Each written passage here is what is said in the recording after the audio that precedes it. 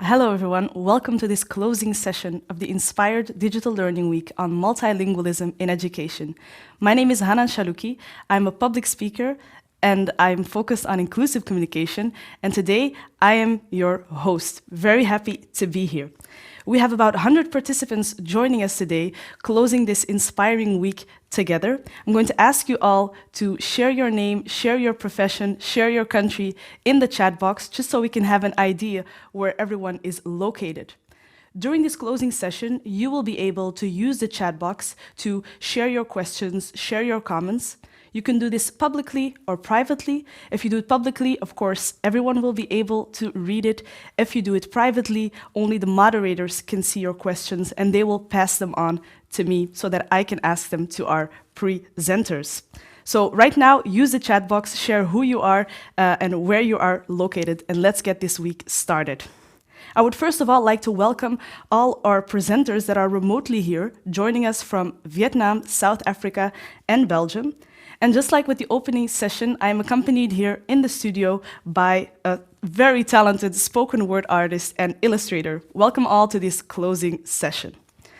Multilingualism in education was the focus of the Inspired Learning Week.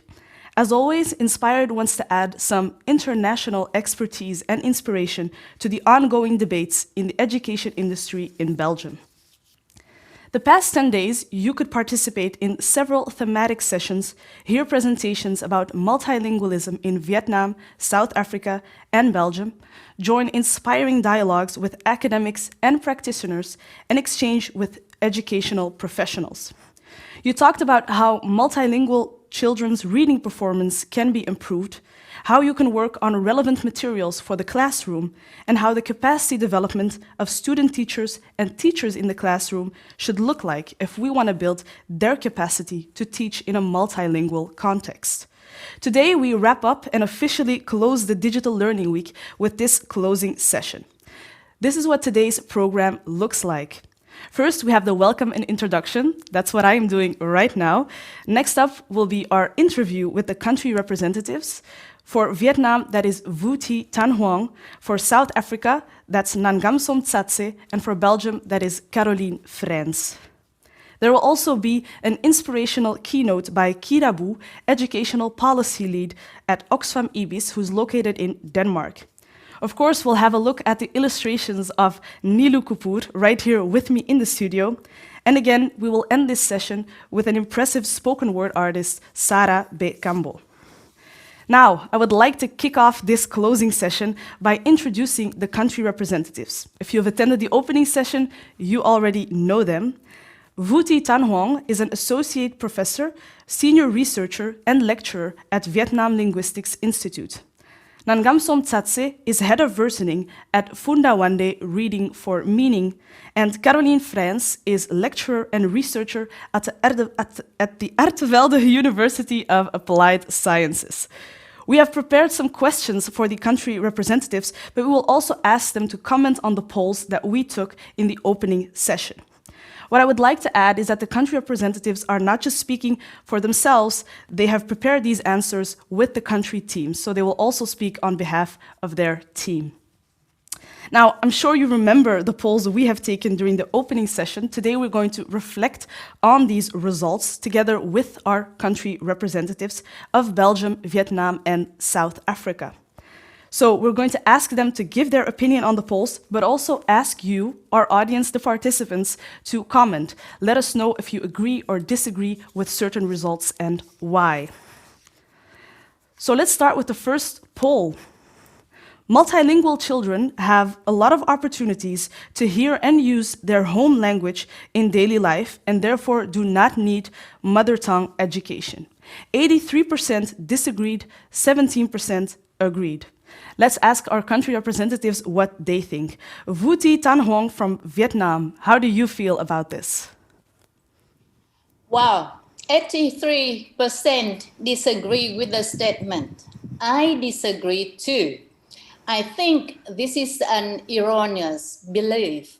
The language children use in their home environment is oral speech and just enough for daily interaction needs.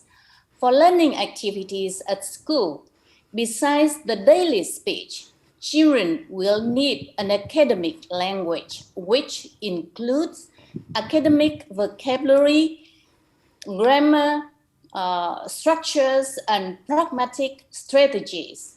This academic language becomes more and more complicated as children move up grades. Besides, if a language has a writing system, children will also need to learn the written language. In brief, children need to learn their language at school so that their home language could fully function as a bridge to help them learn a new language and the school curriculum better. Wow, thank you for sharing that answer. So what I'm hearing is it's not enough because it's just oral speech in your mother tongue. And of course, we need to practice the grammar and vocabulary as well. Thank you for sharing that. And the written language as well. And the written language, exactly. Thank you. Nangamsom Tsatse from South Africa, do you agree? No, I don't. No, I don't agree, and I share the same sentiments as Vu as well. Just to add that in teaching any language, there's a lot of benefits of using your own mother tongue. The principles of adaptive bilingualism. So there are many advantages in a child being taught in their mother tongue. So yeah, I definitely disagree. Okay, thank you. Well, in the sessions, we learned that people more or less agreed that children, and definitely children who don't speak or understand the school language yet, can benefit from the use of the mother tongue in a classroom setting. Caroline Frans from Belgium, what is your opinion or experience? What do you think is the key strategy to support and stimulate the language learning of multilingual, migrant, ethnic minority, or refugee children? So the key strategy is actually not one strategy. Okay. I think it's a matter of ingredients we need and really in order to really boost equal learning opportunities and to create this powerful language learning environment. For example, powerful, strong, authentic interaction is one ingredient, as pointed out by my colleagues Daan de Buisere and Justine Pilaert in their session. It's also about preparing or promoting meaningful tasks in education. It's also about creating the safe language learning environment. So there's actually not one strategy. It's always about a matter of ingredients, the full story of ingredients we need in order to really boost second language acquisition or language acquisition in general. Yeah. Okay, so not just one strategy, but multiple elements combined that can boost it. Nangamso, what do you think? What is your key strategy? I think Caroline also highlighted a lot of good points, and I share the same sentiment. But I think, particularly at least in South Africa, I think a lot of political will and buy-in is also crucial to the mix of soup. I think Caroline, was it a soup or salad she referred to in the opening session? Okay, thank you. Thank you for sharing that. Now let's go to our second poll. Qualitative education requires teaching in the dominant school language. Home languages of children or indigenous languages cannot be used for instructions. 86% disagreed, 14% agreed. I'm first going to Vietnam. Vu Thi Tan Huong, what do you think? Of course, I disagree too. We all know that the most influential factors for learning new things is what the learners already know. And many research has shown that home language will help children learn a new language faster and better because they can transfer the skills and knowledge they already know in their home language to the new language. And many bilingual interventions in the world highlight that the home language could be successfully used together with the school language to help children learn better. Oh, very interesting. So the bilingual element can actually stimulate children to learn better. Caroline Frans, what do you think? I think using minority languages for instruction is always also a matter of perception. Often people believe like, okay, minority languages are maybe not really that useful, maybe for learning or for other stuff. So it's always about this, the way we perceive languages and the added value of languages. Well, that's at least what we think. Like English or a minority language, there is a whole different perception around it, whether it's useful or not for studying, for learning, for working. So I think it's really a matter of perception and a matter of history as well.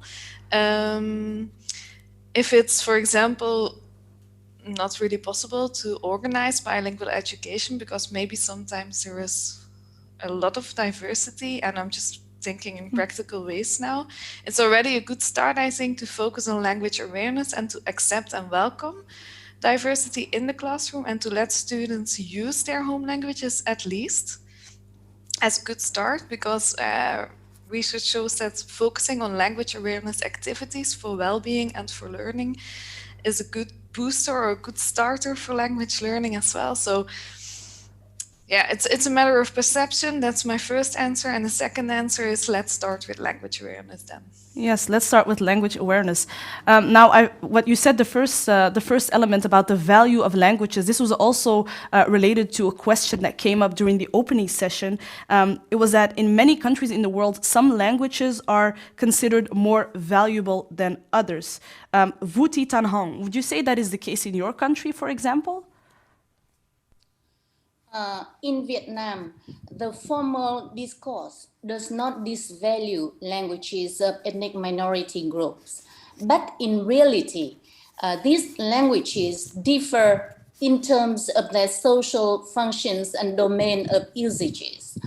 The Vietnamese language is the official language of education and administrative management and the language of communications in the country, while the remaining ethnic minority languages have just very limited domains of usage in the homes and local interactions.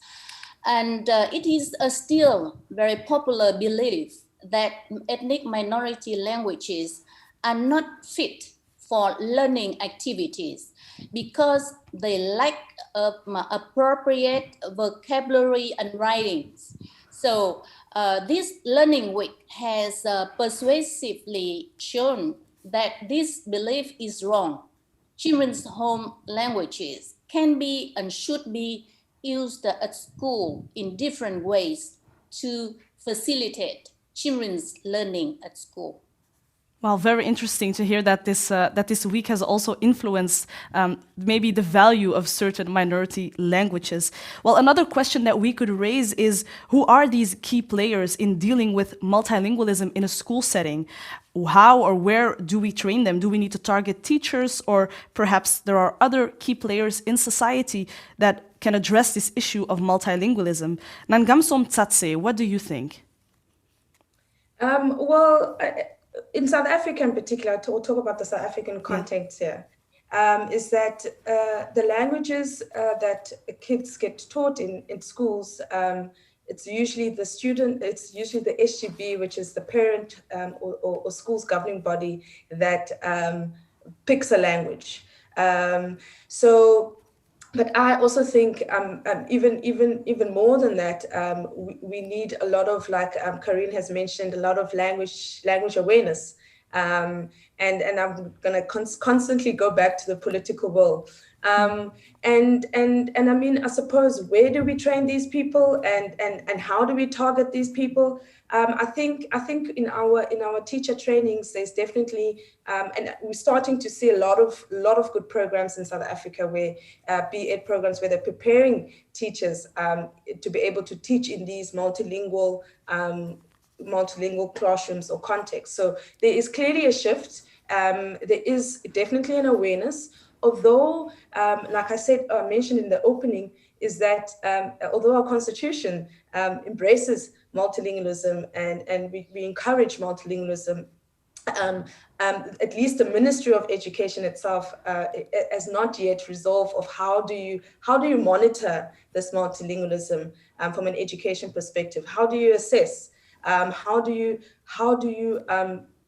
balance what the economic or labor demands are versus other languages that most probably are not economically don't provide any labor benefits, you know what I mean? So I think there is also still a lot of perspective or an idea, at least from parents, that multilingualism is most probably not going to benefit their kids. You know, why send my kids to a school where they're going to be taught in their mother tongue if they're going to end up having to be working and using English as a language of communication? So I think just to answer that is that I think we need obviously the large sort of society just to educate them about multilingualism and raising awareness. And then, of course, ministry needs to buy into this, policymakers need to buy into it, and we need to have strong, good teacher training courses that will prepare teachers going into these classrooms. Wow, lots of key players I hear. I hear parents, politics, but of course teachers and student teachers that need to be trained. Vuti Tan Hoang, who are these key players according to you in Vietnam? Well, I do agree with many things that Nan Gamso had just said. And in our context, teachers are very important players in dealing with multilingualism. But other players, such as education officials, policymakers, and parents, are equally important. And we need their supports. We need their supports. And also, I would like to add that in Vietnam, the teachers are trained in bilingual teaching methods at short-term in-service courses or during the coaching visits of education experts. Besides, recently, the contents of second language teaching methodology and the bilingual education has been added, included into the curriculum of provincial teachers training college, where teachers can learn about these teaching methods. Wow, that's very interesting. Interesting shifts in Vietnam as well. Now, before we go to our third poll, I would just like to say that if there are any other questions from the audience, feel free to share them in the chat box privately or publicly, and we will pass them on to the presenters. Now, to our third poll. Promoting multilingualism may harm the national unity. 90% disagreed, but 10% agreed. This is also related to something you said during the opening session, Nangamsom Tsatse. You said, I believe, recognizing diversity builds cohesion and nation. But in Vietnam, there seems to be an opposite belief underlying policy, stressing one language of instruction would help to build a united nation. So how do we deal with these opposite statements? Nangamso, perhaps you would like to comment? Yeah, I mean, in South Africa, like I mentioned in the opening session, is that language, race, education was used as one of the instruments or tools that was used to segregate the society. So in South Africa, when we talk about language, it's a sensitive topic. So hence why when we moved into democracy, the language issues was addressed, and it was important for it to be addressed. So in my view, I mean, South Africans, we call ourselves the Rainbow Nation, and we embrace that. And I think it's important that people feel part of the society, and I think particularly because of the historical history that we come from. So I don't think, at least, that multilingualism may harm national unity. I think we can coexist, even if we may be speaking different languages or come from different cultures. I think that is quite possible. And And I mean, it's more of now, how do we implement this? How do we now practice this? So the policy is one thing, maybe, or the vision is one thing, but how do we now implement this in a way in which it does really, really promote multilingualism? Okay, so what I'm hearing is speaking different languages or allowing different languages to exist in society may actually enhance inclusion, but the question is, how do we deal with it? Well, another question that is related to this topic: how do we bridge gaps between policy and practice, attitude and behavior? Do we need strong policy, or is there enough space for teachers and school teams to deal positively with multilingualism in the classroom? Caroline Frans, what do you think? I think policy and practice is always like a two-way street.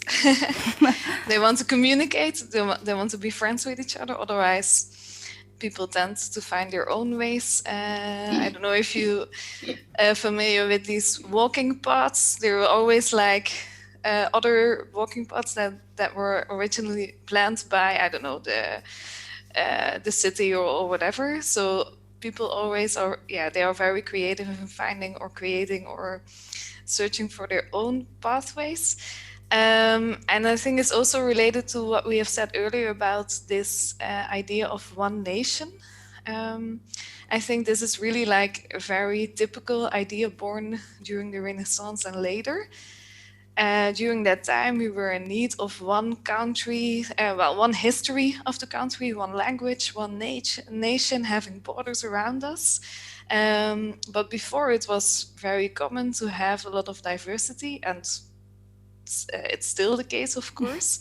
So I think, it's like a very typical idea for this century during the Renaissance and later. But diversity was already always the case. So policy and practice, having one nation or not, diversity is just, is the reality.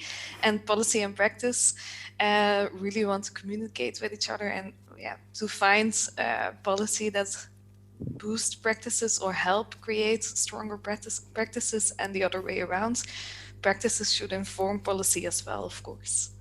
Yes, so diversity is, of course, the reality, and policy or practice are just going to have to find ways to deal with that reality. Now, to the fourth and last poll. Allowing children to speak in their home languages diminishes their chances of learning the language of learning and teaching. The language of learning and teaching, by that we mean the school language, the dominant language that is spoken in a school context. But we've already heard some ideas from the presenters on this, but perhaps Vuti Tan Huang, would you like to comment on this? Yes, as I said before, the skills and knowledge of the mother tongue will be transferred to the learning of the new language. And this has been proven both theoretically and practically. Therefore, allowing children to speak in their home languages will improve their chances of learning the language, of learning and teaching, both quantitatively and qualitatively. They will also have a chance to improve their home language. That means they have opportunities to improve both languages. Yes, and I believe... Really good. Yes. I'm sorry, please continue. Okay, that's it. I would like to say that I believe it was you who said during the opening session, learning a new language is learning a new culture. Should teachers invest in learning minority languages, or perhaps maybe one? Nangamsom Tsatse, what do you think?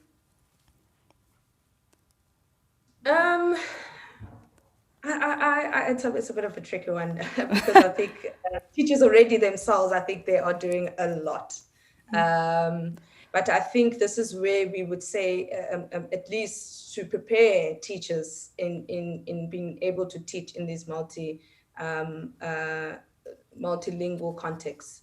I'm not sure if it is practical, maybe feasible, to say to teachers, well, if you are in South Africa and we've got 11 official languages, you must be proficient in all. I don't think that would be practical at all, but rather saying, you may, experience multilingualism in your classroom. Here are the different strategies. How do you deal with them?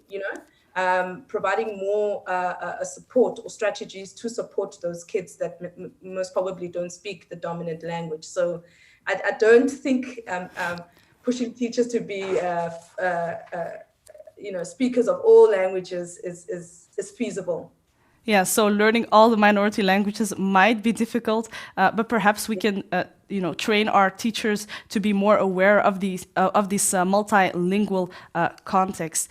Perhaps someone else would like to add something to that. Caroline, do you think it's something that is possible to learn maybe at least one minority language? Well, a lot of is possible, of course, but well, I think it's more about creating more awareness. For example, by focusing on these experiences during teacher trainer. For example, sometimes I start my class in Spanish or another language, and then I hope no one speaks Spanish in order to make them feel like, what is she telling us? And then it often works because they are like, what is she doing now? And then I translate this experience. It's like 10 minutes experience, but then I try to check in with them, like, how does it feel? How would it be to be a newcomer then in a country like Belgium or anywhere else? So I think these kind of experiences or activities can already help. And also there has been a study on, I think, in-service teachers, if I remember correctly, who were sent abroad for some time to learn a language they weren't aware of before. It was like a Erasmus experience for teachers, something like that. And it helped them to become aware of what their students were going through sometimes. So these kind of experiences can be helpful, but still, I think, it doesn't have to be the full Erasmus experience, I think. In order to get some effects, we can also focus on really powerful activities during pre-service teacher training and in-service teacher training by raising language awareness in general. Yes, so it doesn't have to be learning a new minority language. It can also be handing them certain tools to deal with this multilingual context in a better way. Well, that was our last poll. Thank you all for participating. And of course, to our presenters, don't go anywhere because we're going to see you again at the end of the session. Now, let's go to someone who's here with me in the studio and who has already shared some of her work with us during the opening session. Nilu Kapoor is a freelance graphic designer and illustrator. She was born in Iran, but moved to Belgium in 2008, and she has since then impressed us with her drawings. Hi, Nilu, welcome back. Good morning, good afternoon, everybody. I'm so happy to be back here. And I listened to your nice presentation. Thank you all. It's very interesting, and I'm already learning a lot. So if you would like, I will show you my illustrations today based on the questions we're asking. Yes. So voila, this is when you start your question and answer, yes and no comments. And then we had a question regarding what is the key strategy. What is the key strategy to practice a multilingualism?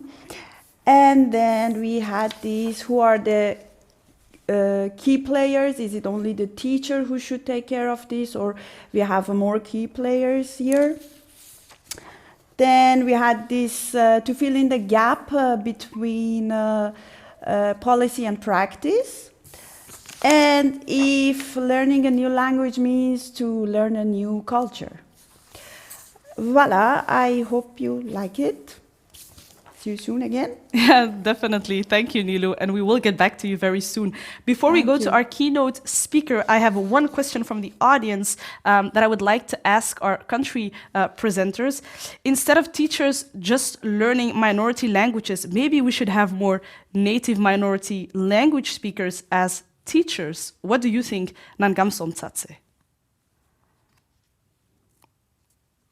Or perhaps another country presenter. Caroline, would you like to comment? So you're referring to the diversity within the teaching staff. Exactly. Yeah, I think it's very useful and also inspiring, I think, for multilingual children to see that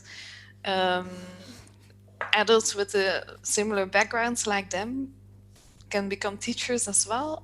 Also, these kind of teachers. It's not a different kind of teachers, but I mean, multilingual teachers can also maybe, imagine how it is to be in a different situation, to have a multilingual background and to learn a new language or the school language.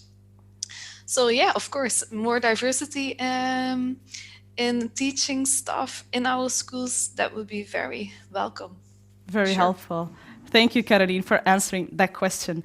Now, I am very excited to announce our keynote speaker of today. Kira Wu is the educational policy lead at Oxfam IBIS in Denmark. She focuses on fighting inequality in education. She does this through fighting commercialization of education and by advocating for transformative quality education. That includes gender transformative education and striving for increased funding for free quality public education. Welcome, Kira Wu. Thank you.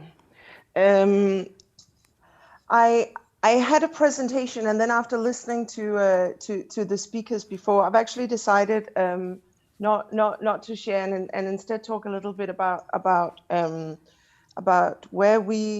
how we see this in Oxfam, but also particularly some of the experiences we have from around the world. I want to thank you for inviting me to speak. And I also want to thank you for this incredible. Hang on, is there a way you can add the share screen button again? It seems to not be working. I just want to show a couple of photos. All right, I'll speak until it works. Oh, here we are. Thank you. Sorry, it just said it was disabled. So I want to thank you because I think it's an incredibly important topic, but also because I want to talk a little bit about language as power, and I think a few of the previous speakers really spoke excellently to this topic. I was particularly happy to hear that there was a speaker from South Africa, because my first experience really experiencing the challenge of multilingualism in the classroom was in South Africa when I was there in 2001 and visited a school in a township where the predominant language of the students was Xhosa, but the predominant language of instruction was English. This was a secondary school. They were supposed to be learning in English, but the challenge was that the majority of children spoke neither Xhosa nor English well enough to really receive instruction in that language at that level.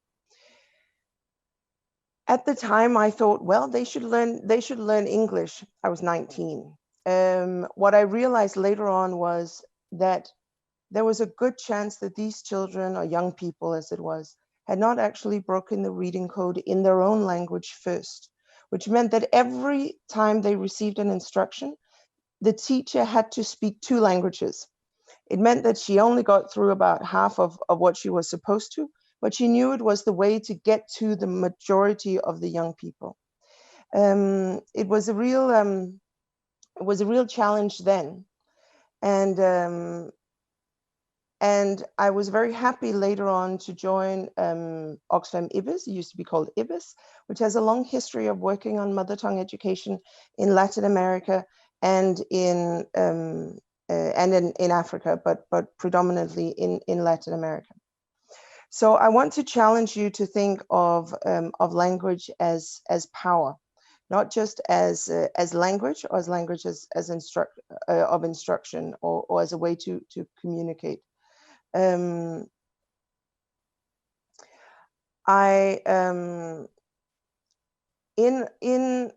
Oxfam, we believe that education is neutral. It can create citizens or it can create subjects. Education is one of the strongest ways for rulers to impose their views, culture, and yes, language on the people that they rule. It can create subjects who may learn how to read or write, but who are also taught not to question, to accept that they are ruled over, that nothing can change, that they have no power. And a large part of that is through language, and through how they are taught, but also what language they're taught in. Education can also do the opposite. It can free the mind, it can teach you that you have value, that your culture and background is worthy. And once you learn that you have rights, that your opinions matter, that your culture is as worthy as everyone else's, that the predominant culture or language in a country doesn't mean that your culture or your language is less worthy, then that understanding can never be taken away. And there's a reason why young students are feared by autocrats around the world. Students really have the ability to change the societies in which they live and in turn change the world. So I guess what does this have to do with multilingualism? Well, in our classrooms today all over the world, we have children who come to school without the language of instruction as their first language. That's of course the case for Belgium, as you've been discussing over the last few days. But it's also the case for Denmark, where I come from. Denmark has traditionally been understood to have been relatively homogeneous in terms of language and culture for about 1,000 years. We have had more or less defined borders for 1,000 years. We are quite unique in that sense in Europe. But when you look back even in our history, you see that what has happened is that people have lost the culture that they have brought to Denmark because there has never been any respect for anything other than the dominant culture. But it's certainly also the case in Spanish-speaking schools in, let's say, the jungle of Peru, or in an English-speaking school in some rural school in northern Ghana. And in developing countries, also often the majority language is also the language of the former colonizers, and it may be the first language only for a minority elite. So I hope you'll join me in considering what it's really like for a little girl, let's say a little girl in Ghana. She speaks Dagbani at home. Dagbani is the predominant language in northern Ghana, or very, very large language anyway in northern Ghana. She turns up to school for the first day. It's really exciting. She's leaving home. She's getting to a building she's never been to with other students. She meets the teacher. The problem is she doesn't understand a word that the teacher is saying because the teacher doesn't speak Dagbani. So she's expected to not just learn English, but also learn in English. She's expected to, from the first day, learn other topics in a language she doesn't speak. So she's behind from the outset. And the children who speak English from at home, there are not that many in Ghana. Most speak another language at home. But those that do are not from the poorest, most rural areas. So will she catch up? We don't know. But if she does, and she learns English, and she learns in English, and she goes through the motion, she gets everything's great for her. But what does it mean for her understanding of her own culture, that this exciting new place she's gone to, where she maybe for the first time meets a teacher who is a woman just like her, but who is not just a mother or works in a field, but who learns through books and has a job in a school. She doesn't speak a mother tongue. She only speaks English. What does it do to her understanding of her own culture, of her parents' culture, of her family's culture? Does that mean that she is less likely to talk to her own children in Dagbani? And does it mean that she loses the full language of her parents? It certainly means that her parents' language will never be an academic language for her. And it may mean that she does not see her family's culture as valuable or as worthy. So Oxfam IBIS has for decades, as I said, worked on mother tongue instruction around the world, in Latin America, in Africa. I'll continue with an example of Ghana because I actually think it's a really good example. There was a large problem with children in rural communities, often far from schools, never making it to school. School is predominantly taught in English. What was needed was, particularly for the smallest children, instruction closer to home so that they wouldn't have to move as far. That was the main problem, that schools were very far away. They couldn't walk there themselves when they're 5, 6, 7 years old. There was also a problem because of this, that older children had never gone into the formal school system at the right age. So what we did was two things. We set up local schools with local teachers who received a teaching degree. These were not fancy schools. They did exactly the same as the public schools. The main difference was that they were taught by a local person in the local language. And a 9-month course for these older children who had missed out of school. It was basically a catch-up course, but a 9-month complementary course was set up. And after 9 months, they were able to join the regular schools with the equivalent of 3 years of teaching in a regular school. The main difference, there was something about how it was taught. We emphasized participatory methods, etc. But it was also about the fact that they broke the reading code in their own language. And research indicates that having a strong mother tongue foundation leads to much better understanding, not just of languages, etc., but also of the curriculum as a whole, and a more positive attitude towards school, which is so important when you have to walk an hour to get to school, that you actually want to be there, because you're not just there listening to someone in a language you don't really understand. You're there because you can learn, and you will learn. So it's really vital that children maintain their first language, especially when they begin schooling. And studies show that when children develop their mother tongue, they are simultaneously fostering lots of other skills, such as critical thinking and literacy skills, as the other speakers also alluded to. And it's these skills that they then take into formal education. Research also tells us that any skills and concepts gained in the learner's first language, so in their mother tongue, doesn't have to be retaught when they then transfer to another language. So in other words, their skills in second, third, etc. languages will improve if they break the reading code in their first language. And this also has to do, hang on, I'm having trouble with the technique here. So language is a gift. The more languages children learn, the better. However, they need to learn in mother tongue first. Mother tongue instruction is necessary. And I want to head in a slightly different direction and talk about culture, which is part of multilingualism. When children learn in their own language, it is also more likely that their community, their parents, the community in which the school is, can be included into the school system, that they can participate, that they can show their interest in the school and their support to the school. In Peru, we've seen some amazing schools I visited not too long ago, just before COVID, back when we could still travel. Some amazing instruction that was done together with parents about local cultures, values, local customs, religious customs as well, that were taken into sort of, religious as well as cultural. This is a particular Peruvian issue where there are a lot of customs around food and around other things. And the parents and the community at large was included into the school. It showed both the children that the parents supported it. It meant that the parents had more of an understanding of what happened in the school and the value of education for their children.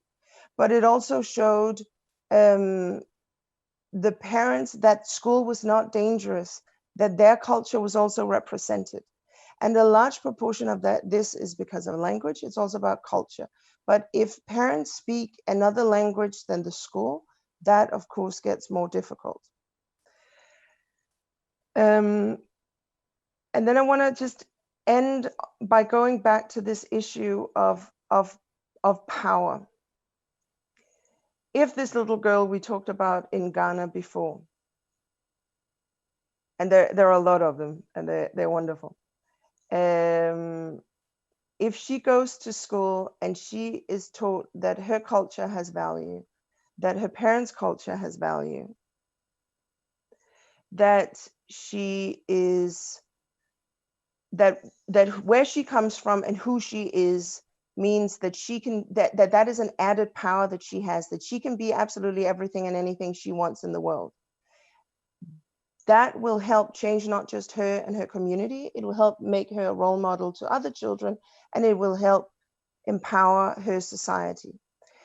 However, what we've seen, and I'm not an expert on Belgium, but I can certainly say for Denmark, what we see all too often, even in a country as wealthy as my own, is the culture that children arrive with in school, the background that they arrive with in school, is not valued. Instead, children are too often seen as sort of empty vessels that arrive in school. Let's open their brain, let's pour in some knowledge, and then let's send them on their way. And in Denmark, probably also because of our cultural history, as I said, we sort of see ourselves as a very homogenous society, even though we're really not. Because of that, we have people who are children of immigrants who learn one language at home, learn another language in school, and in fact never learn either of them well. And it means that they are poorer in both their mother tongue and in the predominant language in the country where they live. It also means it will be more difficult for them to learn English, which, considering Danish is a kind of small language, is incredibly important. And I'm not saying it's easy, because how do you don't speak every language around the world. You might have children in your classroom who speak five different languages, or sorry, not one child, but 5 different children who speak different languages. But it's about valuing the custom and the culture and the languages that they bring in. And also, I would argue that the state really should guarantee mother tongue education, at least alongside the public education systems or the state education systems, in order to make sure that their language is not lost, and particularly ensure that they break the reading code in their own language as well. And finally, to get back to the case of South Africa that I started with, it's really not easy. And I commend South Africa for celebrating multiculturalism and different languages.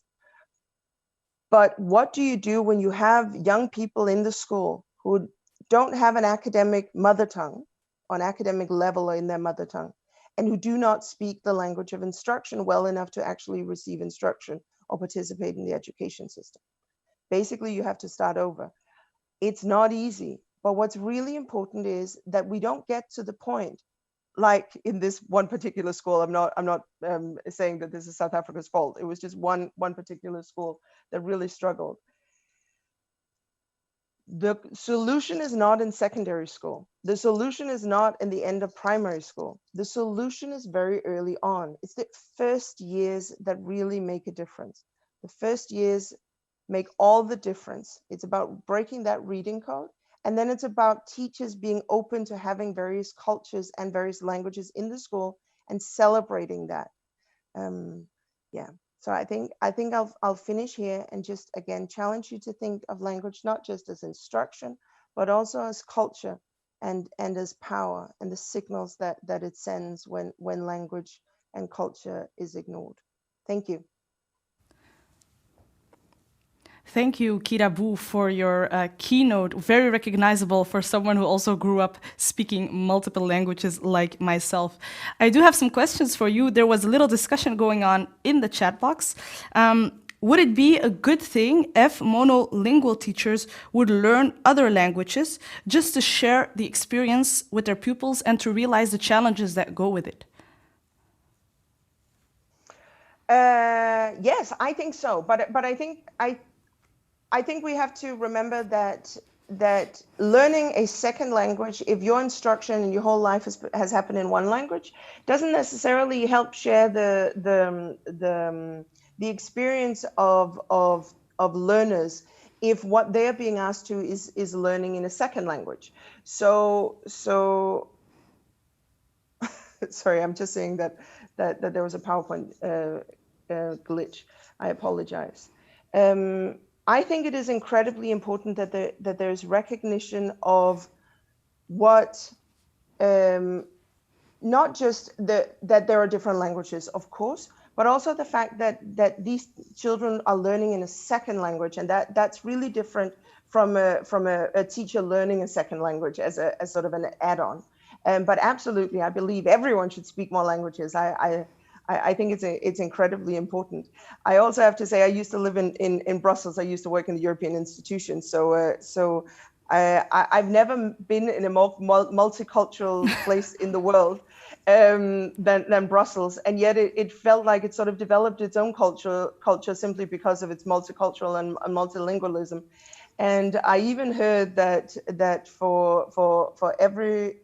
everywhere else we're moving towards okay, so the UK and the US is moving towards one language, English, particularly the UK. Everywhere else in the world is moving towards speaking 2 or 3 languages. However, Brussels, the little bubble of Brussels, is moving towards everyone speaking 3 or 4 languages. I'm quite impressed with that. So sorry, I digress. But yes, absolutely. Learn second languages, but also recognize that learning a second language is not the same as asking a student to learn in a second language. Yes, that's a great nuance to make, and definitely Brussels is a city where many languages are spoken. Another question from one of our participants is: should we invest more in pre-service trainings to make future teachers even more aware about the context that they will be working in? Yes, much of this is about not just what language is taught in, and what is being taught, but also how things are being taught. How do you include culture and multilingualism in the classroom? So yes, absolutely, this is something that should be discussed and should be included in the teacher training. Yeah, absolutely. Okay, another question that came in for you. At an international level, is there enough attention paid to multilingualism in relation to SDG 4, the Sustainable Development Goals? The Sustainable Development Goal that stresses the importance of quality education. Is there enough attention paid to it? No, I don't think there is. I think in certain cultures there are. So there are countries around the world, and I'm not going to speak to the quality of their education systems in general, but there are countries around the world where there has been a shift in power, particularly amongst the most powerful, a shift in culture amongst the most powerful, which has then led to a further understanding of the need for multilingualism. And so I'm thinking, for instance, of a country like Bolivia.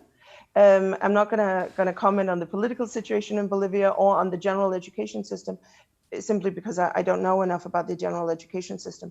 But the fact that the ruling party went from being predominantly Spanish-speaking, very white Spanish descendants, to being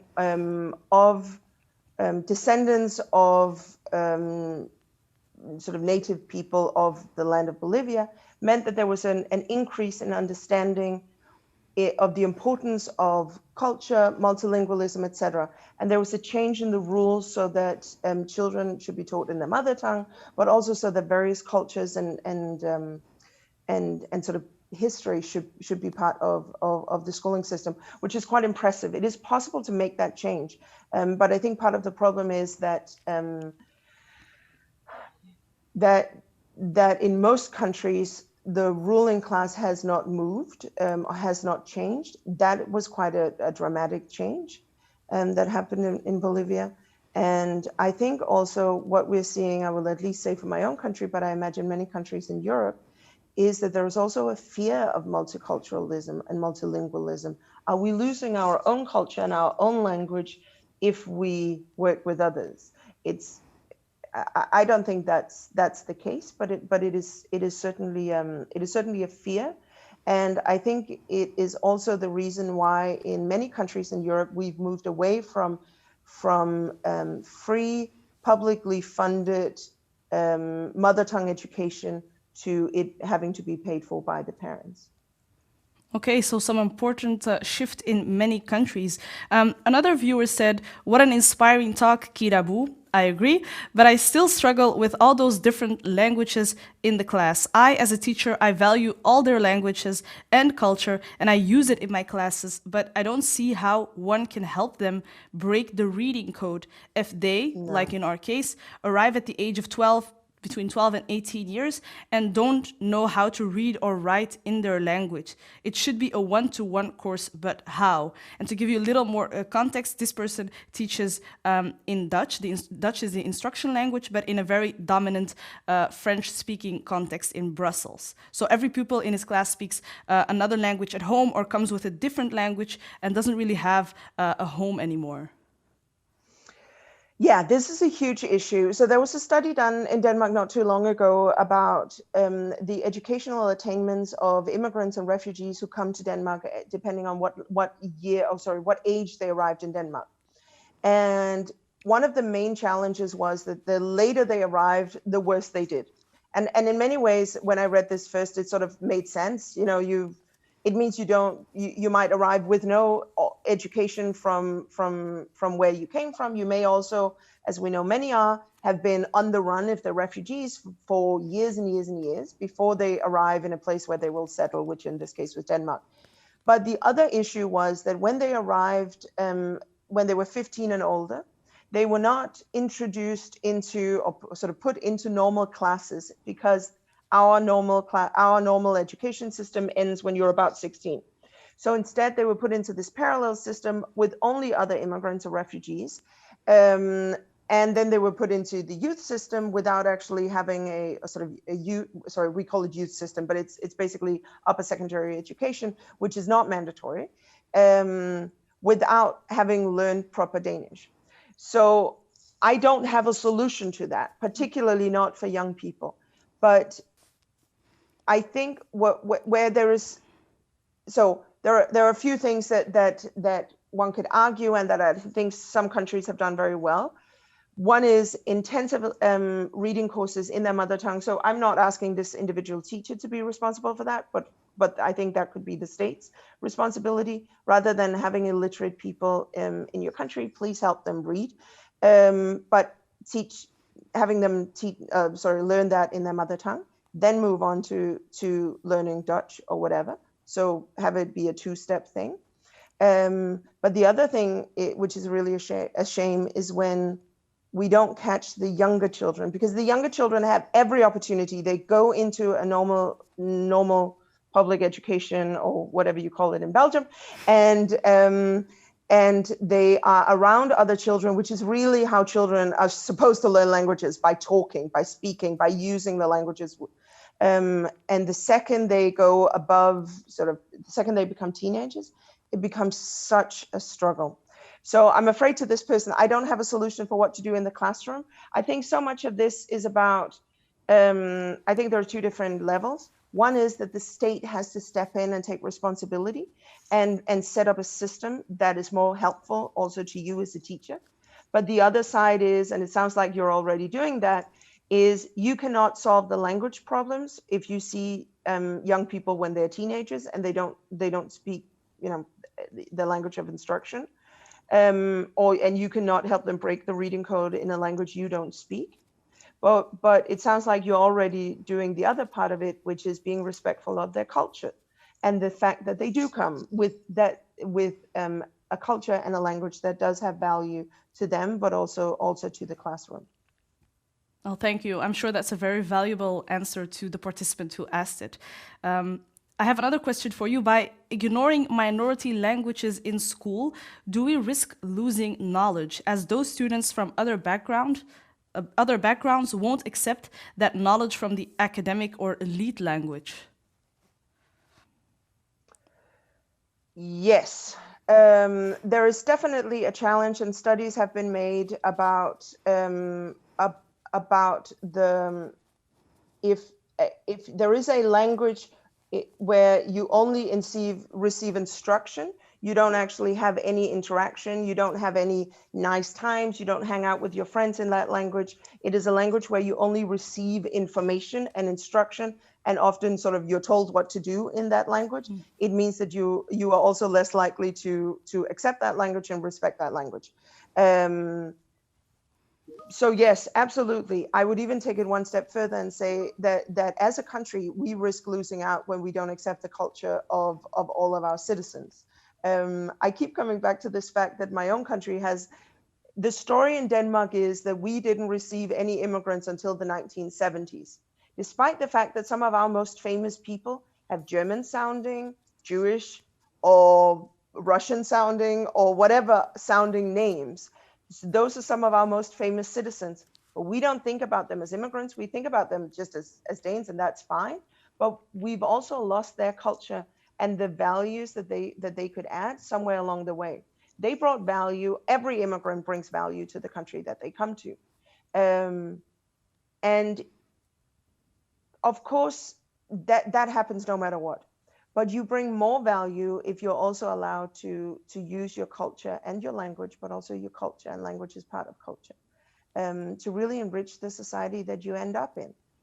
And yeah, it's absolutely bizarre that some of you may remember Peter Schmeichel, who was a very famous Danish footballer in the 1990s. Schmeichel is not a Danish name. But yet we have this story that no immigrant arrived in Denmark before 1970 because there was no respect for immigration before 1970. There was no mother tongue instruction until 1970. So that's why. But also in the 1970s, they started arriving from further away, which of course also meant that people had to notice them. Yeah, thank you. I don't watch football, but it was a very good example. I have a final question for you. You speak about breaking the reading code in the mother tongue, but a lot of languages are not a written language. What to do in this case? Yeah, so that's tricky. So you can get to a certain. I'm not an expert, so maybe one of the others are better at answering this question. But you can still learn phonetically how to use a language actively without having to technically write it down in letters. I also know that several languages around the world use the, I don't know how to say this, but use the predominant language sounds and spelling to spell out their own language, which also helps. Not sure if that's the solution. I'm not an expert, but yeah, there are definitely things that can be taught. Spelling things out phonetically, etc., so that a language can still become a language of some version of academic level, before you then move on to a second language, so that you don't risk this horrible issue of basically ending up not having any academic language, either language you speak, being at an academic level. Wow, that's really interesting. So if it's not a written language, perhaps writing phonetically can be a certain tool. Thank you very much, Kirabu, for your keynote speech and your very, very interesting insights. Now let's go back to our illustrator, Nilu. Nilu, what can you show us?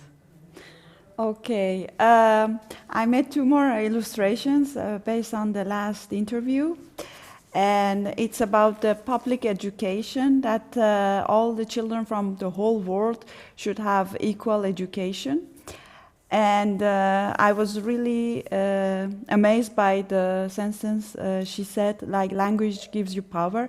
I totally believe in it, because when you know the language, it's like you're in a balloon and your perspective will be much more bigger, so you can see the whole world from the top. So it gives you more knowledge, so it gives you more power.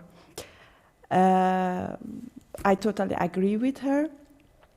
And what I also wanted to say about my own experience here in Belgium, I'm coming from Iran, so in the first months it was very difficult for me to, of course, speak Dutch and understand Dutch. And it took me a while, but then I started to learn, and I was in the society, and it gave me a good feeling to feel like I'm also a part of this country. I'm part of this even culture. I feel home, like if I'm watching TV, now I watch Dutch films and I can laugh with the other ones and enjoy the same. So actually, I believe learning the language of the country you're living in is really important. But of course, learning your mother tongue is as well important, because there are a lot of Iranian children here in Belgium or around the world that they can speak Persian, but they cannot write and read, which is very sad. So I totally agree with having the mother tongue and the other language learned. Thank you very much.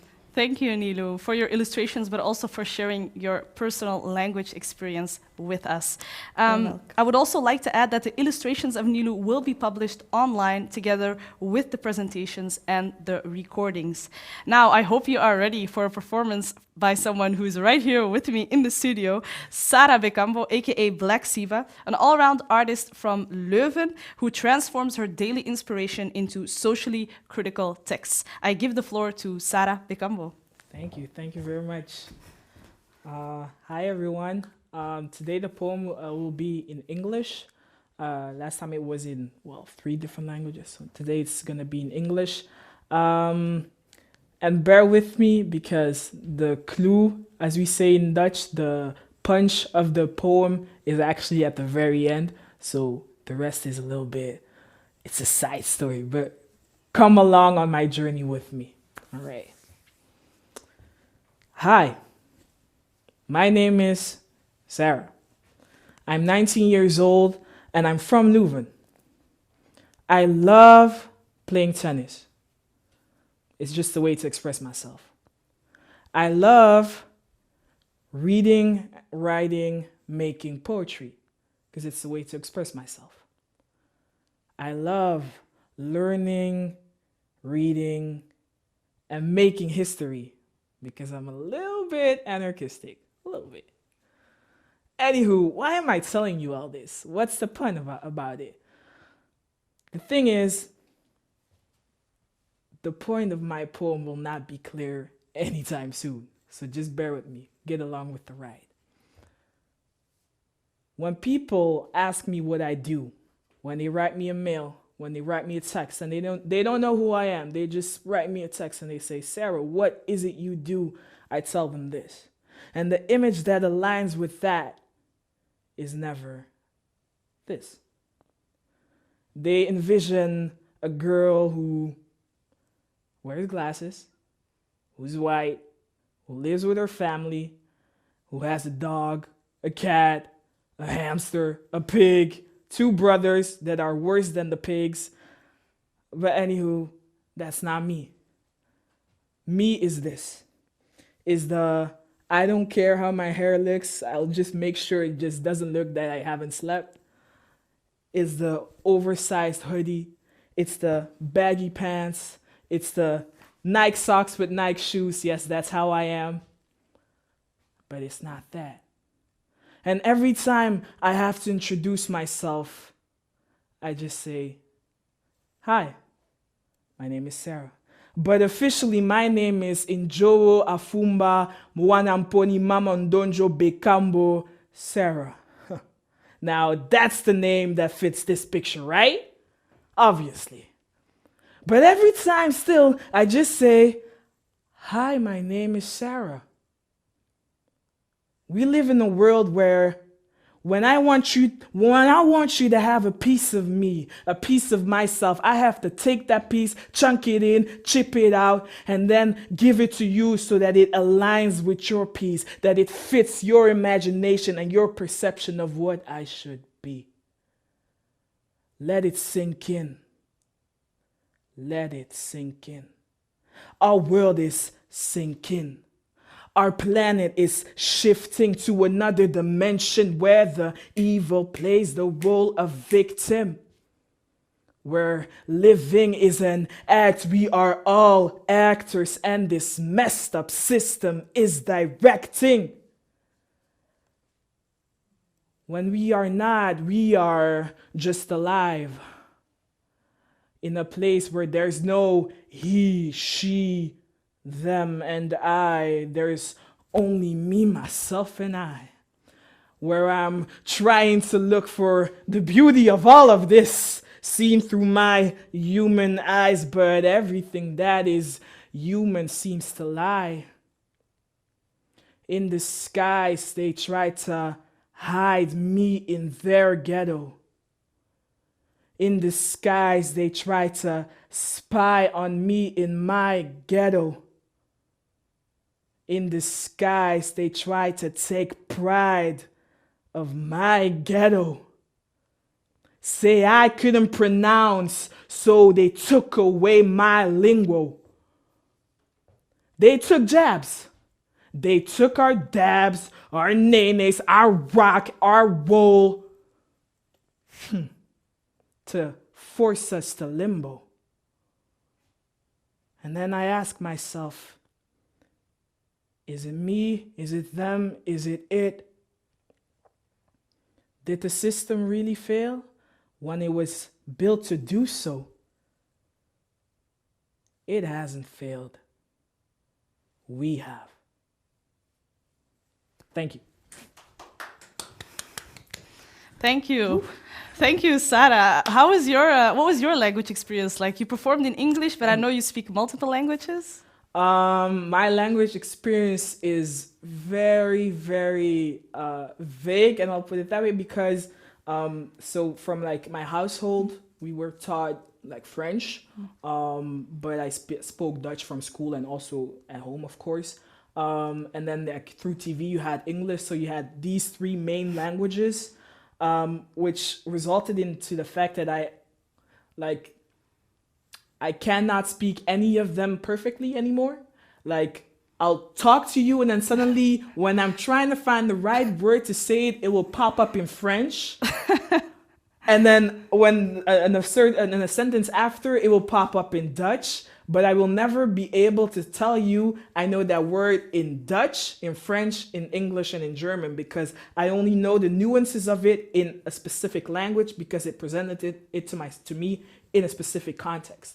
So that's like the weird part. You can speak 4 languages, but you can't speak 4 languages, which is very, very hard for some people to understand. Then I'm talking to them and they say, like, you said 4 words that I haven't heard, like, I haven't heard in my entire lifetime. Oh yeah, that's Dutch. I'm sorry.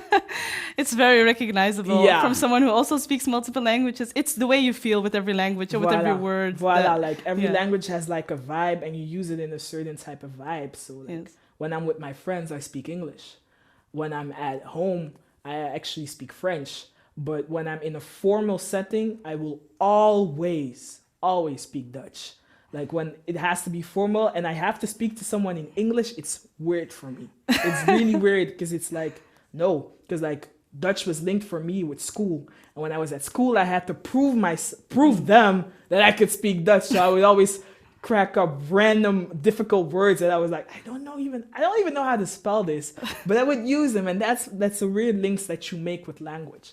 So I think that's really, a tone and like a dynamic that's really weird these days. And I think I know a lot of people my age and this generation have the same struggle. Yeah, I guess we have a language for every personality. Voila. we carry.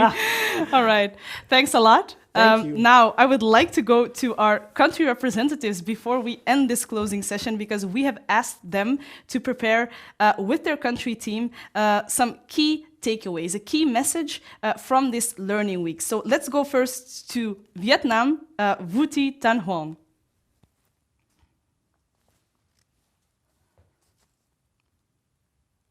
All right. Country team, I'm going to read just one message that we have prepared together. So our message is follows. Ethnic minority children should be allowed to and encouraged to use their home language for learning at school. But as children entering school have different levels of proficiencies in both their home languages and the language of instruction, and as some ethnic minority languages have scripts while others do not, we must apply flexible multilingualism approach to different contexts. So this is the message that our team would like to take away. Okay, thank you very much for that. Now let's go to Nangamsom Tsatse for South Africa. Yes, we South Africa. I just want to obviously start off with a very famous saying that our former president Nelson Mandela is also known for. He always used to say, it always seems impossible until it's done. And I think we are still grappling and trying to explore and find different ways of how we can reach this or reach this goal that as a country we have. But I think my message or our message is most probably not really related to multilingual, or it is in some way hidden, but it is a saying that says there are hundreds of languages in the world, but a smile speaks them all. So that's the message from South Africa. Wow, that's a beautiful message from South Africa. Well, let's close off with Belgium, Caroline Frans. So I think all Belgian speakers were discussing like these powerful, strong ingredients of a language learning environment, and they also focused on the aspect of teamwork. For example, my colleagues of Odyssey and my colleagues of Brussels Education Center said like, okay, we really have to create this common ground about language development, about equal education opportunities. So it's really about mapping our beliefs and being on the same page to work towards the same goal. I'm sorry about the noise behind me, but they're cleaning like the common area. So I don't know if you can hear it, but I hope you can. Needs to happen too. It needs to happen too. If you can't hear it, well, that's fine. So it's really about creating this common vision, common goal to be on the same page.